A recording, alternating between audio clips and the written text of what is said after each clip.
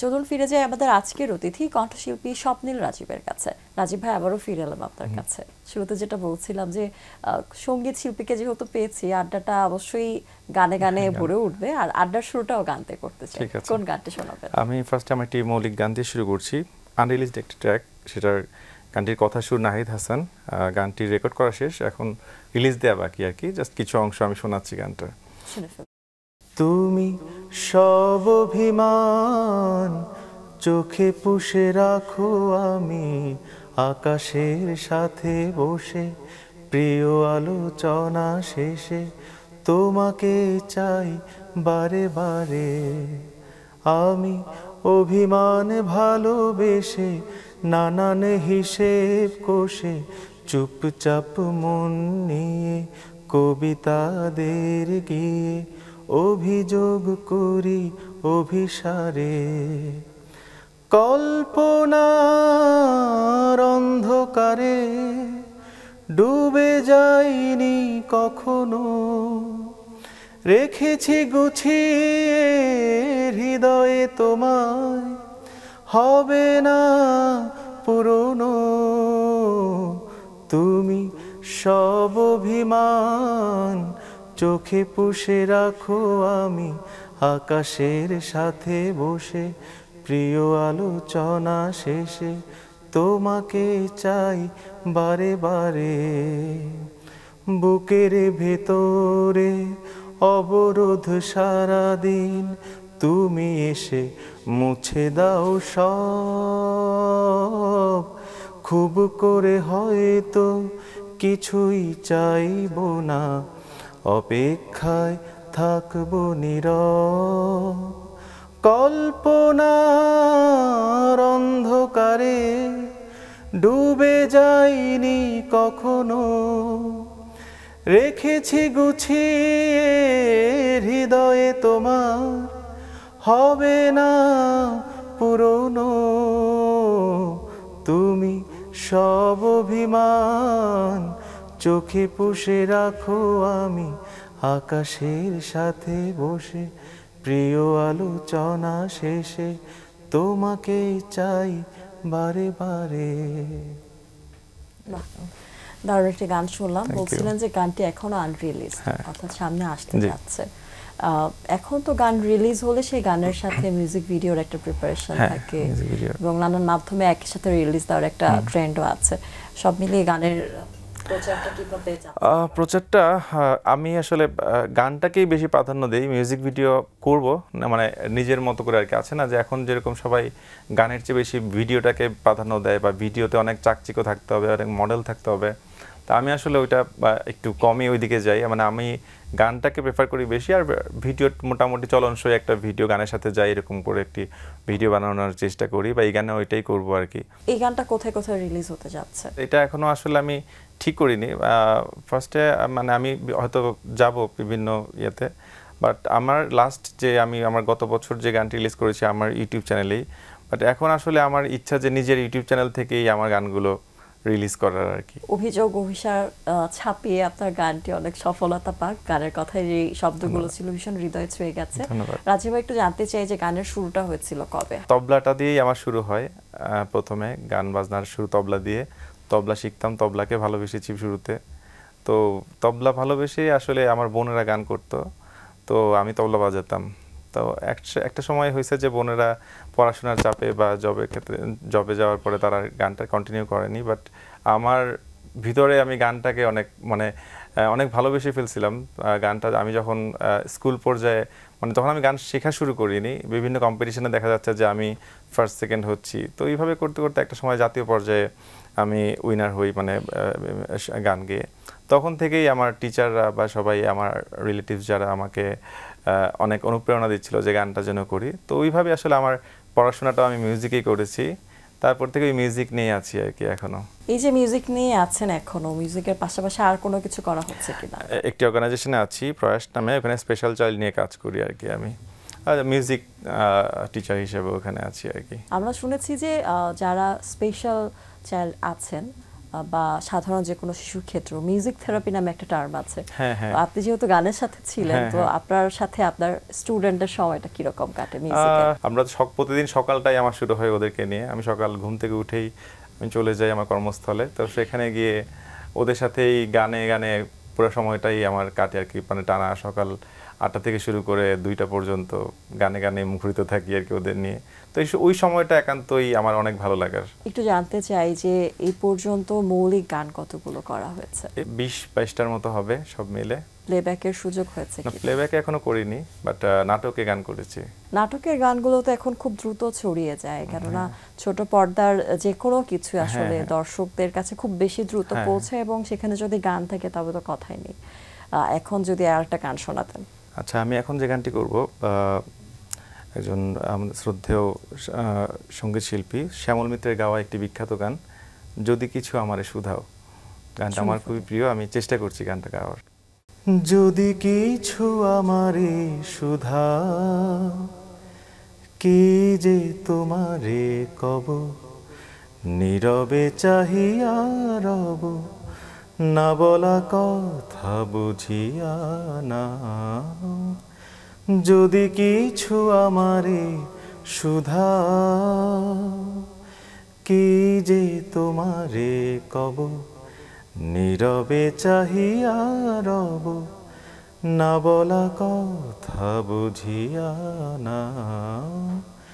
যদি কিছু আমারে শুধাও, ওই আকাশে নত যুগে যুগে সংযত, নীরবতা অবিরত, মন বলে গেছে কত। তেমনি আমার বাণী সৌরভে কানা কানে, তেমনি আমার বাণী সৌরভে কানা কানে। হয় যদি ভ্রমরাগ, সে ব্যথা বুঝিয়া না। যদি কিছু আমারে শুধাও, কি যে তোমারে কব, নীরবে চাহিয়া রব, না বলা কথা বুঝিয়া না। যদি কিছু আমারে শুধাও। বর্তমানে মিউজিক ভিডিওর যে ট্রেন্ড চলছে, সেখানে আমরা অনেক আর্টিস্টদের গানই দেখি যে ইউটিউবে বা অন্যান্য মাধ্যমে অনেক মিলিয়ন মিলিয়ন ভিউ পাচ্ছে, কিন্তু কিছু সময় পরে আবার সেই গানটা হারিয়েও যাচ্ছে। একজন সঙ্গীত শিল্পী হিসেবে আপনার কি মনে হয় যে এই গানগুলো হারিয়ে যায় কেন?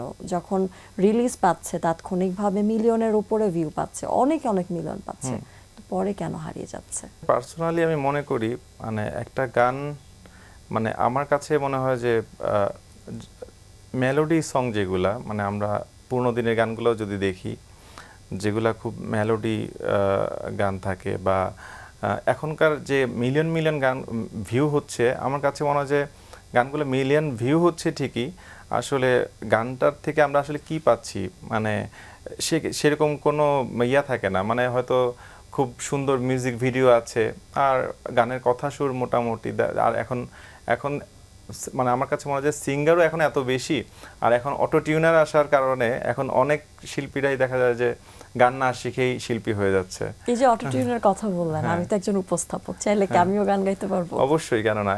এখন প্রযুক্তি এতই উন্নত যে এখন আপনি শুধু একটা কবিতাও বলে যান, কবিতাটাকেও সুরে নিয়ে গান বানানো সম্ভব। তো এই জন্য এখন হচ্ছে কি, এখন এত সঙ্গীত শিল্পীর পরিমাণ এত বেড়ে গেছে যে এখন গান, মানে গানটা কি হচ্ছে ওইটা আসলে মানে আমরা দেখছি না। সুন্দর ভিডিও, গান মোটামুটি একটা হয়েছে, বা একটা ভালো একটা চ্যানেলে প্রচার হয়েছে যেখানে হয়তো অনেক সাবস্ক্রাইবার, তো সেইখান থেকে মনে হচ্ছে যে গানটা অনেক ছড়াই গেছে। কিন্তু গানটা হয়তো শুরুতে যারা এখন শ্রোতা তো অনেক রকমেরই আছে, যেমন আমরা যারা মানে একটু ভালোভাবে গানটা শুনি বা গানটাকে ভালো বুঝি, তাদের কাছে কিন্তু গানটা আরও 20 বছর পরে শুনলেও ওই একই অনুভূতি কাজ করবে। কিন্তু এই গানগুলো যখন আমরা দেখি, গানটার সাথে একটা সুন্দর ভিডিও বা অনেক মডার্ন সব কিছু ওই গানটাতে অ্যাড করা হয়েছে, তখন সেটা দেখি, সেটা খুব শোনা হয়, দেখা যায় যে 1 মাস 1.5 মাস বা 15 দিন এর মধ্যেই শেষ, গানটা আর খুঁজে পাওয়া যায় না। তো ওইটার আসলে ওই ওই মিলিয়ন ভিউয়ের আমার কাছে আসলে কোনো, আমি মনে করি না এটার কোনো ভ্যালু আছে। তার থেকে একটা ভালো গান যদি একটা 2000 ভিউয়ার্সও হয়, তা আমি দেখা যাচ্ছে যে ওই গানটাও মানুষ দেখা যাচ্ছে যে অনেক বছর পরে শুনছে। কিন্তু এখনকার যে ভাইরাল, মানে এই গানগুলো হচ্ছে যে ভাইরাল হয়, ভাইরাল সংগুলো আসলে তার স্থায়িত্বকাল খুবই কম। আমরা এবার একটু আপনার ব্যক্তি জীবনের কথা জানতে চাই। একজন সঙ্গীত শিল্পী হিসেবে ছোটবেলা থেকে কাদের গান শুনে বড় হয়েছেন, বর্তমানে কাদের গান শুনছেন? যেমন আমাদের দেশের আমি যদি বলি, আমি আব্দুল হাদী, সুবি নন্দী, নিয়াজ মোহাম্মদ চৌধুরী, ওনাদের গান শুনেছি ছোটবেলা থেকেই। তারপরে তো এখনকার মানে পরে বাপ্পা মজুমদার আমার প্রিয় একজন শিল্পী, ওনাদের। তবে এখন যারা গান করছে, আমার এক ছোট ভাই আছে অয়ন চাকলাদার, তারপর ইমরান, ওদের গানও খুবই ভালো, শাওন। আমাদের অবশ্যই রুনা লাল্লা ম্যামের গান তো শুনি, আমাদের সাবিনা ইয়াসমিন ওনাদের গান শুনে তো বড় হয়েছি। তারপর সামিনা আপা, ফাহমিদা আপার গান আমার অনেক পছন্দ, ওদের গান শুনি। শাহনাজ রহমতুল্লাহ ম্যামের গান শুনি। এখনকার মনে করেন ন্যান্সি, তারপর ন্যান্সি আপু, এখনকার যে অনেকেই আছে, অনেকের গানই শোনা হয়। ডুয়েট করা হয়েছে কিনা কারোর সাথে? হ্যাঁ, আমার ফার্স্ট সলো অ্যালবামে ডুয়েট ছিল একটা। 2013 সালে আপনার প্রথম অ্যালবাম প্রকাশিত হয়েছিল, সে সময়ের গল্প একটু শুনতে চাই। 2013-তে বের হয়, বাট আমি 2009 থেকে আসলে খুব ঘোরাফেরা করছিলাম আর কি, একটা অ্যালবাম বের করব, বাট সবকিছু মিলে হয়ে উঠছিল না। পরে আমার সাথে পরিচয় হলো শান শাইক, এক বড় ভাই, উনি ভালো গান করে, ভালো মিউজিক ডিরেক্টর। ওনার সাথে পরিচয় হওয়ার পরে তারপরে ওনার সাথেই বসা শুরু হয়। তো একসাথে চলতেছি অনেক দিন থেকে, চলার পরে তারপরে এই প্ল্যান প্রোগ্রাম করি যে একটা অ্যালবাম বের করব। দেন তানভীর রাসেল, আমার এক বড় ভাই আছে, উনি আর শান ভাই মিলে আমরা সোলো অ্যালবামের কাজ শুরু করি। তো ওইভাবে আর কি আস্তে আস্তে করে 2012 থেকে শুরু করি, 13-তে যে আর কি শেষ হয় আর কি কাজটা।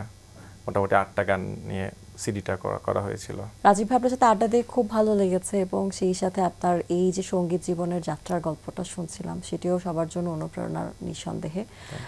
যেহেতু এখন আপনি বিশেষ চাহিদা সম্পন্ন শিশুদের সাথে কাজ করছেন, এবং তাদের সাথে কাজ করার অভিজ্ঞতা থেকে ভবিষ্যতে কি করতে চান, এবং সেই সাথে আপনার সঙ্গীত জীবনে আপনার ভবিষ্যৎ পরিকল্পনার কথা জানতে চাই। ভালো গান উপহার দিয়ে যেতে চাই আমার দর্শকদের, যারা আমাকে পছন্দ করেন, আমার গান পছন্দ করে, ওনাদের জন্য আমি কিছু গান, মানে নিজের মৌলিক গান রেখে যেতে চাই। এটা হচ্ছে আমার একটা স্বপ্ন, ভালো কিছু গান।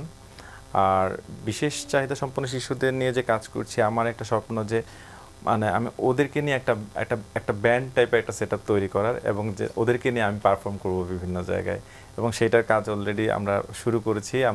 আমরা কয়েকজন বাছাই করে আমরা সেইভাবেই কাজ করছি আর কি। কেউ কিবোর্ড বাজাচ্ছে, কেউ তবলা বাজাচ্ছে, তো ওইরকম একটা স্বপ্ন দেখি আর কি, তো ওদেরকে নিয়ে কিছু করার। দারুণ একটি স্বপ্নের কথা শোনালেন, এবং আমরাও আসলে অপেক্ষায় থাকবো যেন ওই স্বপ্নটার বাস্তবায়ন খুব দ্রুতই হয়। আপনার জন্য অনেক অনেক শুভকামনা। আপনার কণ্ঠে একটি গান শুনতে শুনতে বিদায় নেব, কিন্তু তার আগে দর্শকদের কাছ থেকে বিদায় নিয়ে আসি। প্রিয় দর্শক, এতক্ষণ কথা হচ্ছিল অতিথির সঙ্গে, এবার সময় হলো বিদায় নেবার।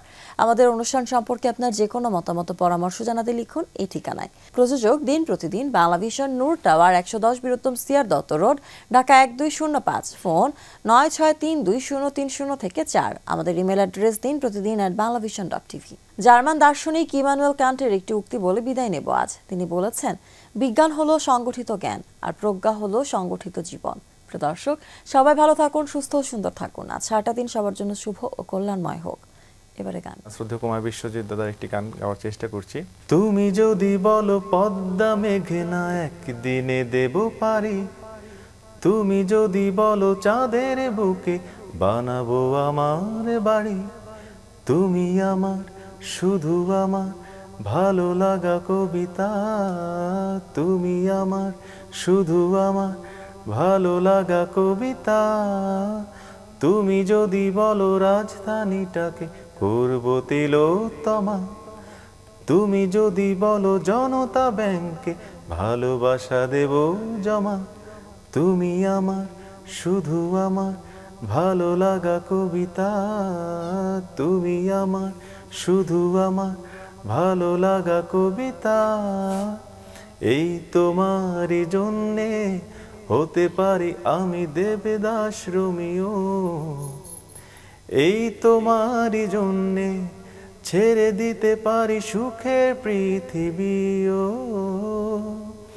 এই তোমারই জন্যে হতে পারি আমি দেবদাস রোমিও, এই তোমারই জন্যে ছেড়ে যেতে পারি সুখের পৃথিবীও। তুমি আমার, শুধু আমার ভালো লাগা কবিতা, তুমি আমার, শুধু আমার ভালো লাগা কবিতা।